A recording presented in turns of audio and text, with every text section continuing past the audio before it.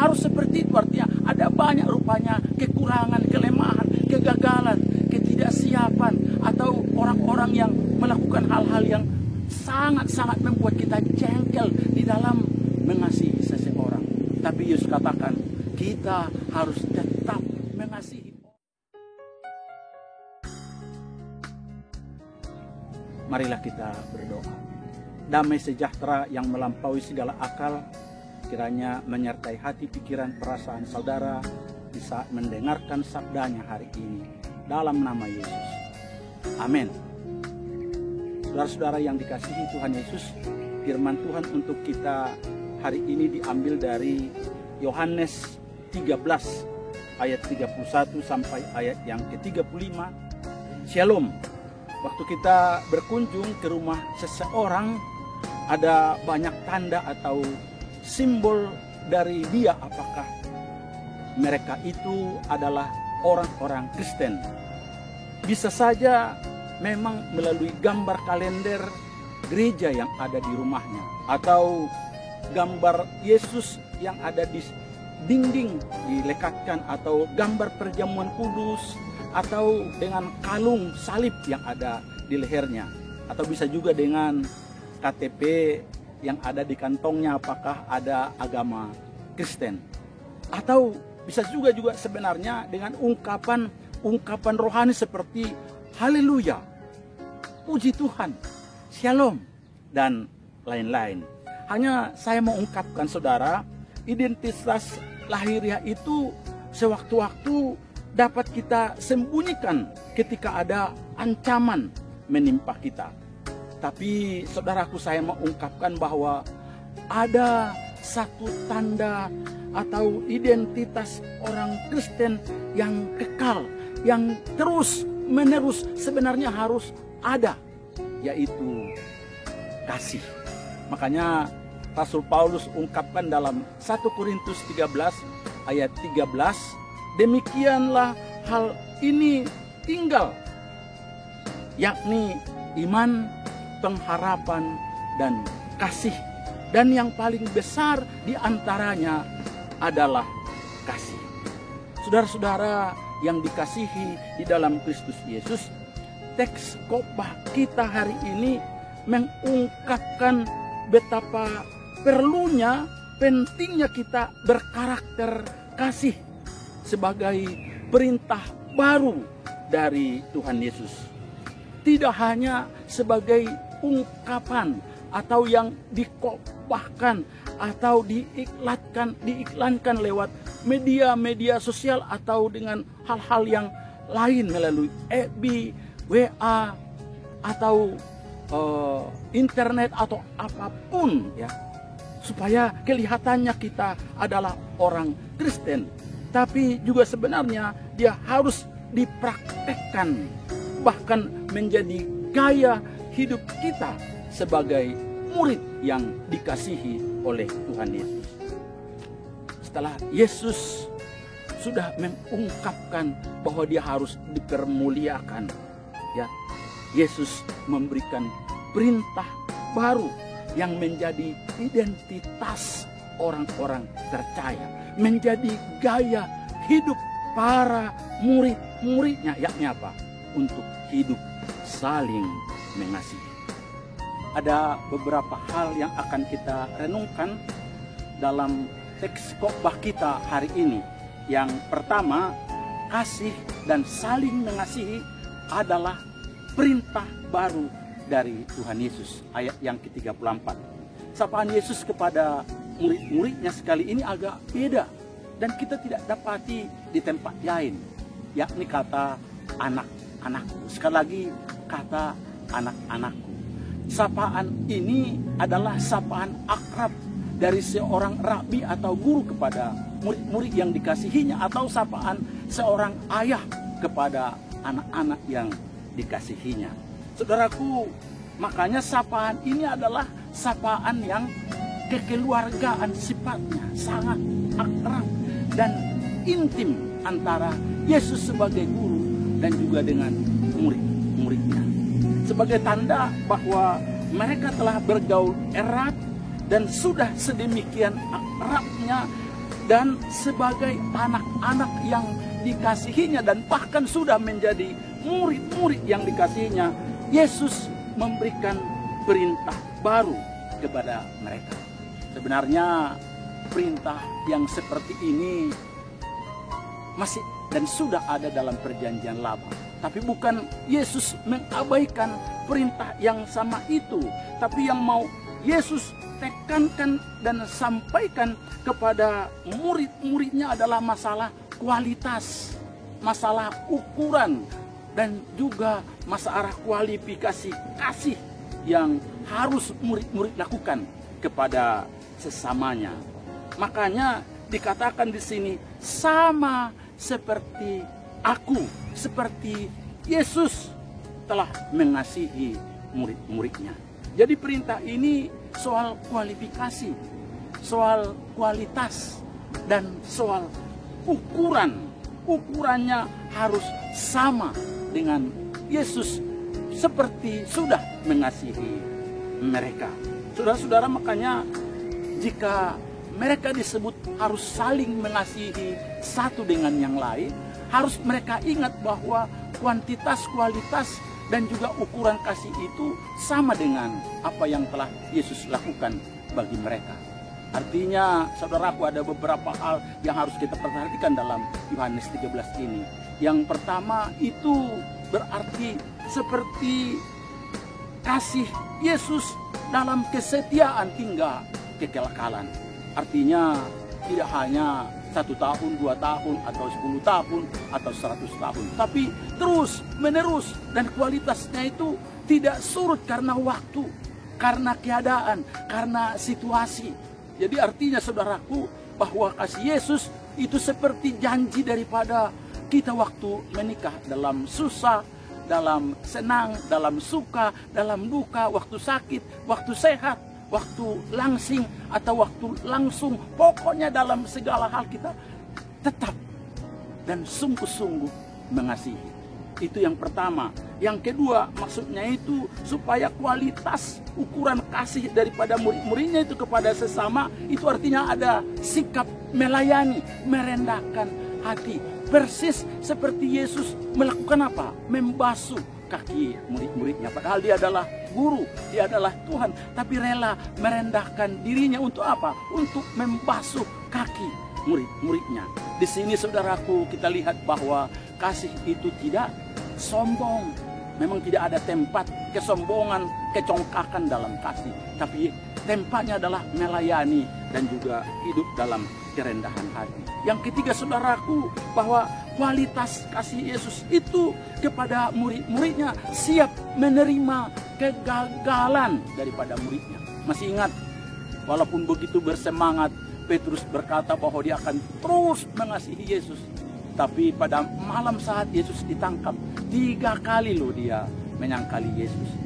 Tapi Yesus tetap menunjukkan kasihnya kepada Petrus, murid yang dikasihinya. Harus seperti itu, artinya ada banyak rupanya kekurangan, kelemahan, kegagalan, ketidaksiapan, atau orang-orang yang melakukan hal-hal yang sangat-sangat membuat kita jengkel di dalam mengasihi seseorang. Tapi Yesus katakan, kita harus tetap mengasihi orang-orang yang gagal, sekali bahkan menyangkali kita sebagai orang-orang yang dikasihinya. Yang keempat, saudaraku, ini yang paling luar biasa. Yakni apa? Mengorbankan dirinya, mengorbankan nyawanya bagi murid dan bagi dunia ini. Saudaraku, banyak orang mengasihi, jangankan mengorbankan nyawa, ya, mengorbankan perasaan, mengorbankan sakit hati saja sangat sulit. Tapi itulah kualitas, itulah identitas, itulah yang seharusnya ukuran kasih yang harus dimiliki para murid dalam apa? Di dalam mengasihi sesamanya. Dan saudaraku, saya mengungkapkan bahwa kualitas kasih, identitas, atau juga sebenarnya ukuran kasih yang Yesus berikan ini terus menerus kita butuhkan. Bahkan tiap hari, tiap jam kita butuhkan. Karena apa? Karena kita memiliki banyak kelemahan, banyak kekurangan, banyak dosa. Sama Sama seperti kita membutuhkan makan tiap hari, ya, membutuhkan matahari bersinar tiap pagi, bahkan membutuhkan angin, napas, segalanya kita butuhkan hari demi hari. Seperti itulah sebenarnya kita mampu dan dimampukan untuk mengasihi sesama yang terus menerus tanpa lekang karena waktu dan juga kesempatan. Makanya saudaraku yang dikasihi di dalam Kristus Yesus, kemampuan kita untuk mengasihi sesama atau orang lain ditentukan oleh apa? Pengalaman kita, ditentukan oleh pergaulan kita, ditentukan oleh cara kita di dalam menerima kasih Yesus hari demi hari. Supaya apa? Supaya semakin dalam kita, semakin indah kita mengalami kasih Yesus. Sedemikian itu jugalah dalamnya, indahnya, rindunya kita untuk apa? Mengasihi orang-orang lain. Dan juga dimampukan untuk mengasihi orang-orang lain yang sungguh-sungguh dekat dengan kita. Mari kita ingat saudaraku, rahmat Tuhan itu baru setiap hari. Dan itu berarti kasih Yesus juga terus diperbaharui setiap hari. Supaya kita mampu juga memperbaharui kasih kita kepada orang lain. Saudara, kualitas kasih Yesus ini tidak pernah membosankan bagi kita. Sekali lagi, tidak pernah membosankan hidup kita. Karena kita sangat membutuhkannya. Persis saudaraku, kasih kita kepada sesama juga tidak akan pernah membosankan mereka. Makanya istilah tawar, ya, istilah lapuk, istilah ya kadaluarsa, tidak ada kata itu di dalam kasih. Karena memang sangat dibutuhkan oleh siapa? Anggota keluarga kita. Dibutuhkan oleh siapa? Komunitas kita. Dibutuhkan oleh siapa? Orang-orang di sekitar kita. Saudaraku, pernah seorang suami ya datang kepada konselornya, pendetanya, dan dia berkata, "Pak Pendeta, apakah yang harus saya lakukan kepada pasangan saya? Karena setiap hari kami bertengkar, kami berselisih, kami konflik, dan tidak ada lagi sebenarnya di antara kami ini kecocokan. Tidak ada lagi yang saling mengalah. Kami terus menerus konflik, berselisih, paham di dalam keluarga." Dan sebenarnya dia rindu supaya ya konselornya, pendetanya memaklumi agar dia nanti sebentar menceraikan istrinya. Tapi konselornya katakan, gampang itu. Apa Pak Pendeta? Katanya dengan semangat. Ya, kasihilah dia. Bagaimana mungkin? Katanya. Saya tidak mungkin lagi mengasihinya. Saya sudah sungguh-sungguh sangat membencinya. Saya tidak pernah enak lagi dengan dia. Tidak seperti dulu. Dia betul-betul sekarang bandel. Betul-betul jahat. Betul-betul tidak cocok lagi menjadi istri dan juga ibu dari anak-anak saya, katanya. Dan konselornya katakan, gampang. Apa itu? Kasihi dia. Setelah mereka berdiskusi, sharing, dia curhat satu dengan yang lain, cukup lama saudaraku. Akhirnya si bapak ini, si suami, ya mengambil keputusan di dalam hatinya. Dan dia pulang, dia mulai berdoa kepada Tuhan, mendoakan dirinya, kemudian mendoakan istrinya, mendoakan anak-anaknya, mendoakan keluarganya, saudaraku. Dan kemudian dia mengambil 2 kertas. Satu, dia tulislah seluruh kesalahan daripada pasangannya, istrinya.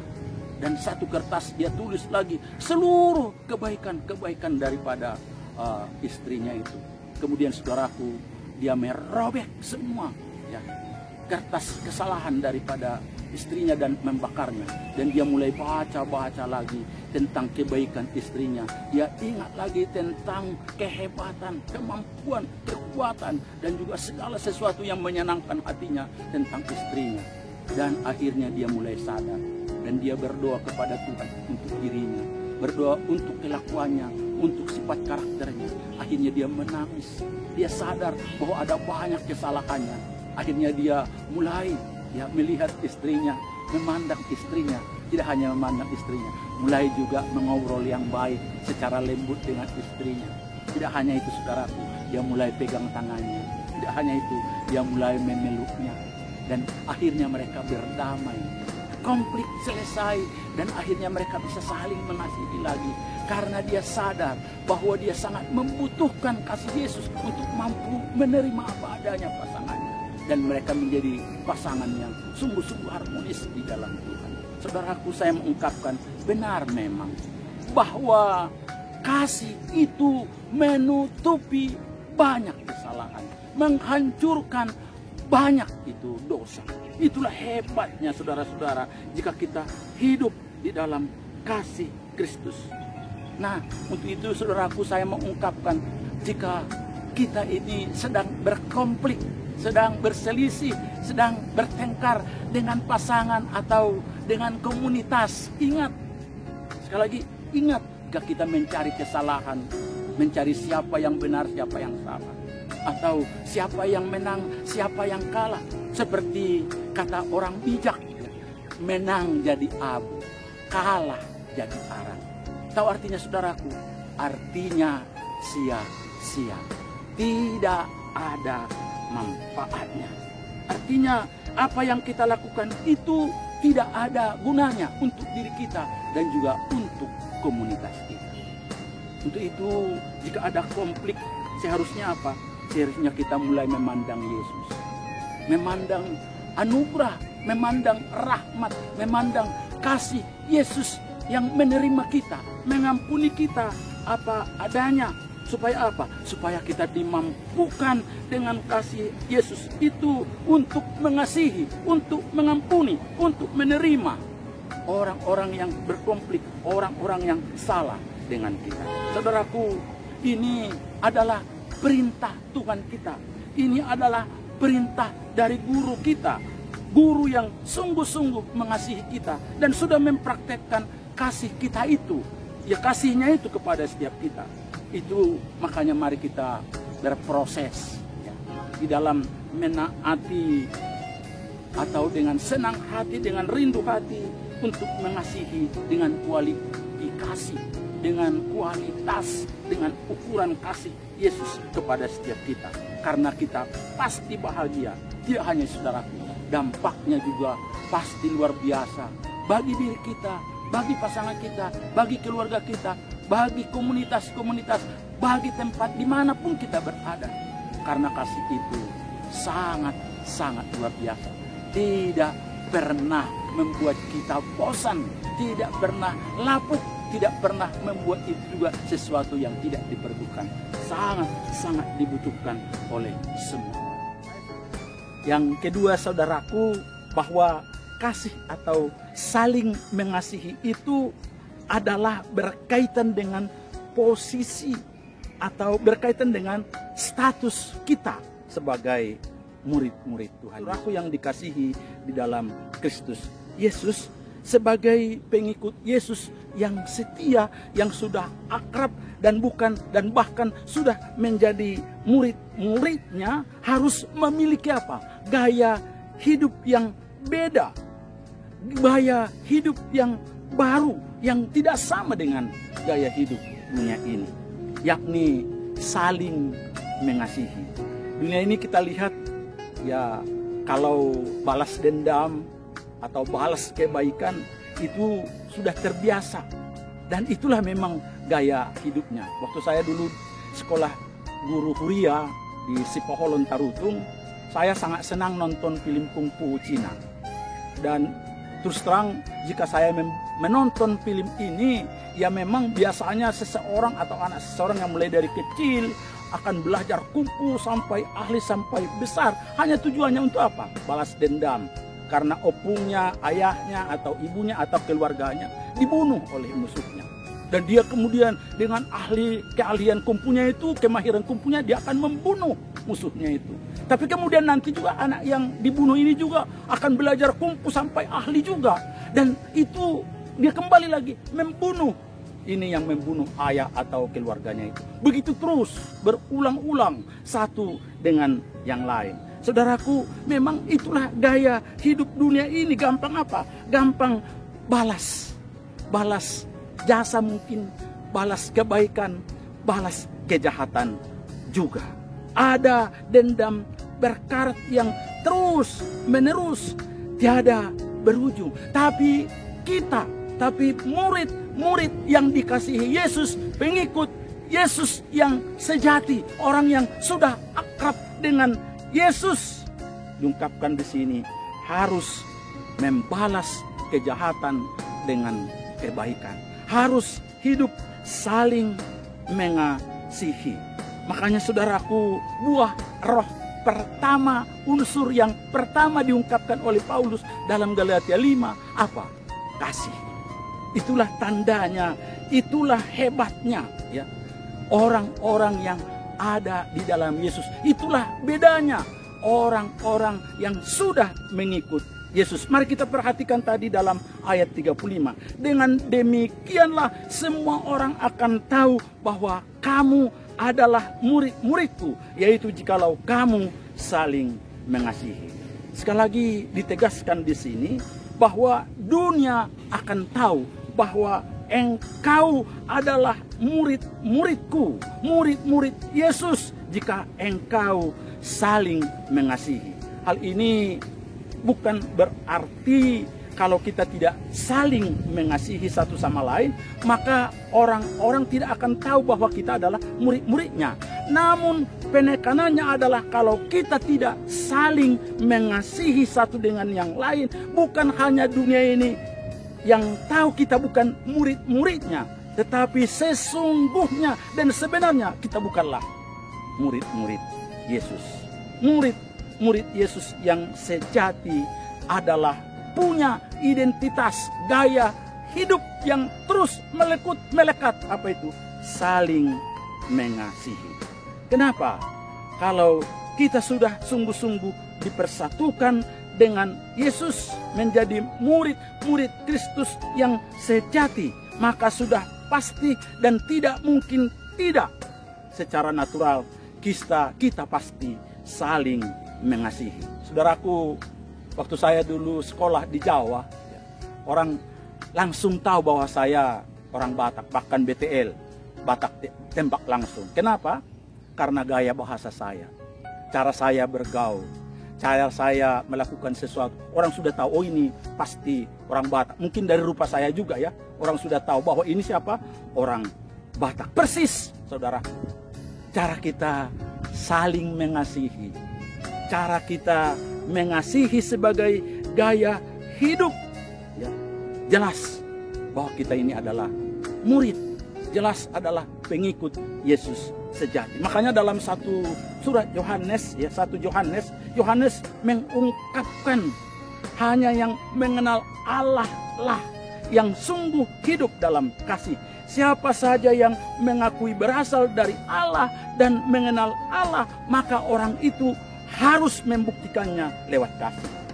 Dan Yohanes menegaskan ini berulang-ulang dalam 1 Yohanes. Itu bisa kita baca dalam 1 Yohanes 3 ayat 10, 1 Yohanes 3 ayat 14, 1 Yohanes 4 ayat 7 sampai 8, 1 Yohanes 2 ayat 9 sampai 10. Di sana kita melihat poin yang sama ditekankan berulang-ulang. Kalau engkau tidak mengasihi satu dengan yang lain, sebenarnya engkau masih tinggal dalam kegelapan. Jika engkau murid setan, jika engkau masih di dalam maut, belum berpindah kepada terang, engkau tidak akan sanggup mengasihi. Tapi jika engkau sudah mengenal Allah, sudah hidup di dalam terang Yesus, sudah menjadi pengikut Yesus, sudah mengenal sungguh-sungguh hidup bersama dengan Yesus, engkau pasti dengan sungguh-sungguh hidup apa? Saling mengasihi satu dengan yang lain. Makanya saudaraku, bukan ya bukti bahwa kita adalah murid Kristus bukanlah jika saya pintar berkhotbah, rajin ke gereja, mengaku orang Kristen. Bukanlah kalau setiap minggu saya orang yang betul-betul melayani di gereja. Tidaklah jika saya punya jabatan pendeta, pengkhotbah, atau melakukan aktivitas yang hebat di gereja. Memang itu penting, sangat-sangat penting, tetapi hal-hal itu bukanlah, sekali lagi, bukanlah bukti bahwa kita adalah murid-murid Kristus sejati. Bukti yang Tuhan tuntut dari kita bahwa kita adalah orang Kristen sejati, murid Yesus yang sudah lahir baru dan sudah di dalam Kristus adalah jika kita saling mengasihi saudaranya. Ada memang pengkhotbah ya yang berbusa-busa mengkhotbahkan tentang kasih, tapi membenci saudara kandungnya sendiri. Yaitu adalah omong doang, omong kosong. Ada orang yang berkhotbah tentang harus ramah-ramah, harus lembut, tapi di rumah sangat kasar kepada anak-anaknya, ya, marah-marah melulu. Dia adalah pengkhotbah pembohong, saudara. Karena bukti seseorang pengikut Yesus bukan karena pintar ngomong, bukan karena pintar khotbah, bukan karena seorang rohaniawan punya jabatan seabrek, tapi membuktikan dirinya sungguh-sungguh mengasihi saudaranya. Kita menyadari bahwa memang kasih kita itu begitu kecil, begitu terbatas, begitu lemah dalam mengasihi satu dengan yang lain. Kata Pak Julianto, mungkin gelas cinta kita, gelas kasih kita itu ya kecil, tidak hanya kecil, bocor lagi. Makanya perlu apa? Perlu ditempel, perlu dibesarkan untuk diisi oleh kasih Yesus. Makanya dalam Yohanes 15 secara ayat 19 secara gamblang Yesus katakan apa? Tinggallah di dalam kasih Yesus. Jika kita sudah mengalami Yesus, jika kita sudah hidup di dalam Yesus, kita sudah menempel, sudah memperbaiki gelas cinta kita dari yang kecil menjadi besar dan kita isi dengan anugerah kasih Yesus. Kita akan dimampukan untuk apa?